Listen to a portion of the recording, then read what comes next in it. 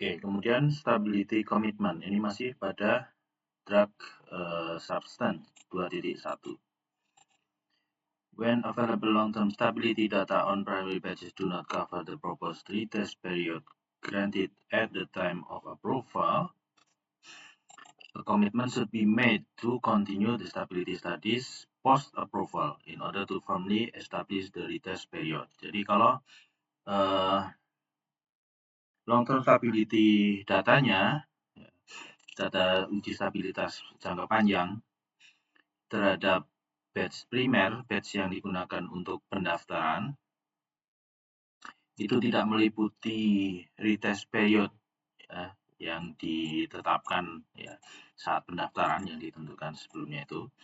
Ternyata long term-nya itu masih berlangsung, artinya belum sampai ED, belum sampai retest period ya. Retest period itu periode sampai dengan retest date.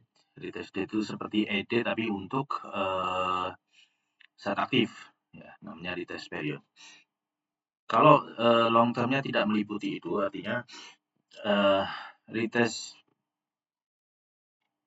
period yang didaftarkan itu lebih pendek daripada long term-nya. Jadi long term stability datanya masih terus berlangsung, belum sampai ED atau belum sampai retest date, maka produsen ya, bisa mendapatkan izin edar dengan retest period yang didaftarkan itu, tapi disertai komitmen untuk melanjutkan uji stabilitasnya sampai melanjutkan uji stabilitas setelah approval, setelah diberi otoritas pemasaran, marketing authorization. Produsen membuat komitmen dengan regulator untuk melanjutkan uji stabilitasnya ya, sampai didapatkan retest period yang sebenarnya atau yang real time, yang jangka panjang.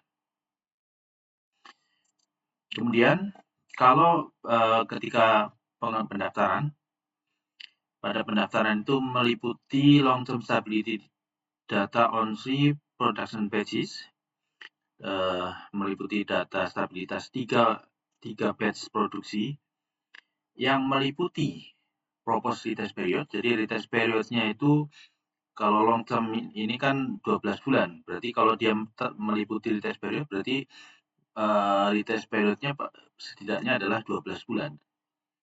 Maka kalau itu yang terjadi, jadi long term stability datanya itu ternyata meliputi dari retest period yang diusulkan, maka komitmen setelah pemberian izin edar itu post approval komitmennya itu dianggap tidak perlu. Jadi tidak perlu melakukan uji selanjutnya karena memang sudah retest date-nya sudah sampai ya ketika submission. Jadi ini long term stability datanya itu sudah mencakup retest periodnya, maka tidak perlu dilanjutkan karena berarti memang sudah retest. Ya. Tapi kalau tidak, maka kalau submission-nya itu meliputi data stability studies dari paling tidak 3 production batch, meliputi data stabilitas dari 3 production batch yang belum sampai retest date, ya, tidak sampai expired, artinya expirednya masih lama, maka perlu dilakukan komitmen untuk melanjutkan uji stabilitasnya sampai dengan selesainya retest period atau sampai dengan retest date-nya. Jadi kalau ini sudah pada pendaftaran itu datanya berasal dari 3 batch pertama, 3 batch produksi, kemudian ternyata retest yang didaftarkan, retest date yang didaftarkan itu lebih pendek daripada yang sebenarnya, jadi ujinya masih bisa lebih lama lagi, belum sampai dengan retest date, maka izin edar sudah bisa diberikan, tapi ada komitmen untuk melanjutkan uji stabilitasnya sampai dengan masa retest date-nya habis, retest periodnya habis, atau sampai dengan retest date, ya, sampai dengan retest date yang diusulkan. Komitmennya harus dilakukan seperti itu. Kemudian kalau waktu submission itu ternyata data stability studies-nya itu berasal dari data batch yang kurang dari 3 batch. Maka itu perlu komitmen untuk melanjutkan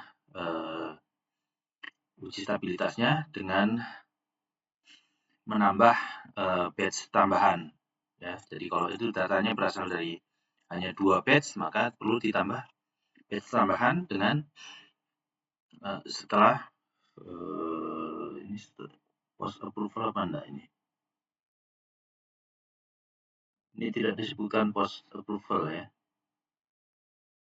Berarti harus ditambahi, hanya ditambah dengan additional production batch. Kemudian if the submission doesn't include stability data on production batches, jadi data yang didaftarkan tidak berasal dari batch produksi, ukuran batchnya tidak batch produksi. A commitment should be made to place the first 3 production batches on long-term stability studies. Jadi ini bisa tersirat di sini, ini bisa diizinkan, tapi 3 batch pertama produksinya itu diikutkan dalam long-term stability studies. Ya, karena ini data stabilitas yang didaftarkan itu tidak meliputi stabilitas data dari batch produksi. Jadi batch-nya bukan batch produksi. Maka perlu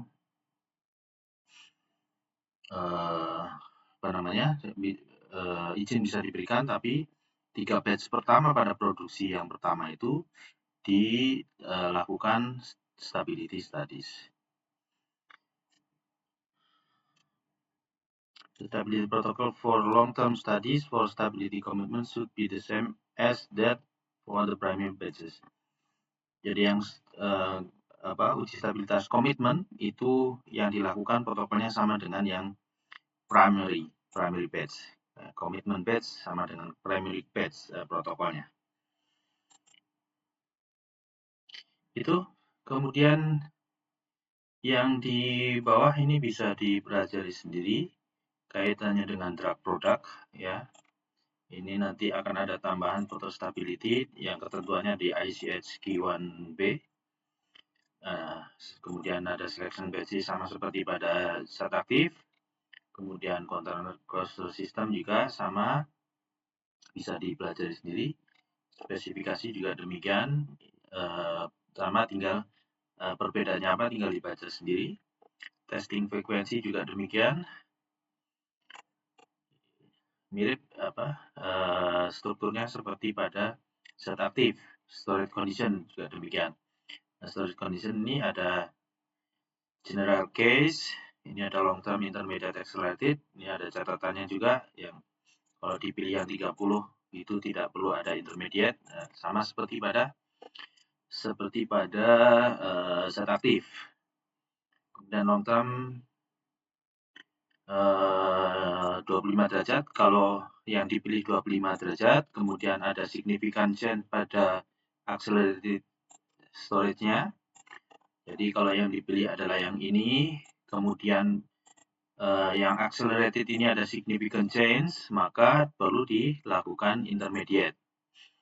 Ya, nah significant change-nya untuk yang drug product itu didefinisikan sebagai berikut 1, 2, 3. Yang pertama, kalau ada 5% perubahan pada penetapan kadar. Nah, dari harga awalnya, dari nilai awal terdapat 5% perubahan.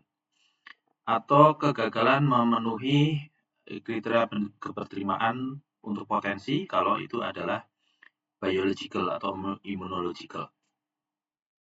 Kegagalan memenuhi acceptance kriteria.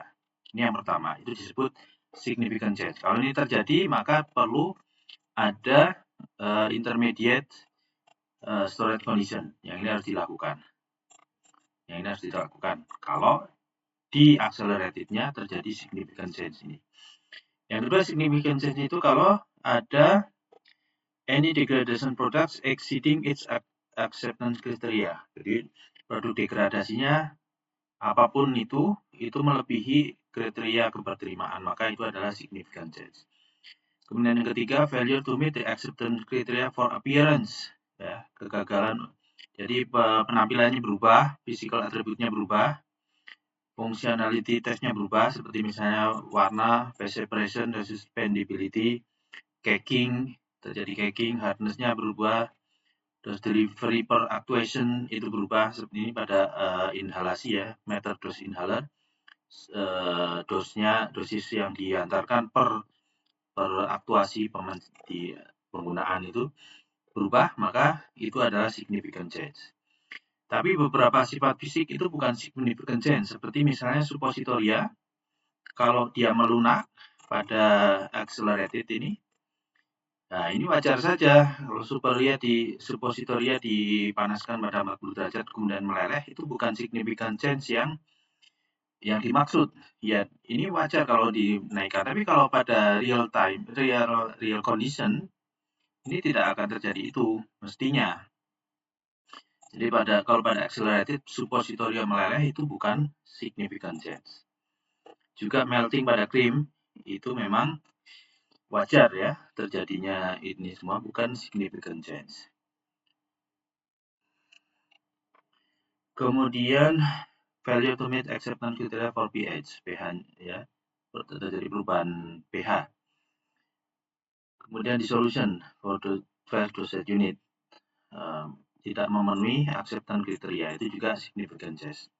Maka kalau ini terjadi, 5 hal ini terjadi pada saat uji di penyimpanan yang accelerated selama 6 bulan, maka diperlukan intermediate, studi intermediate.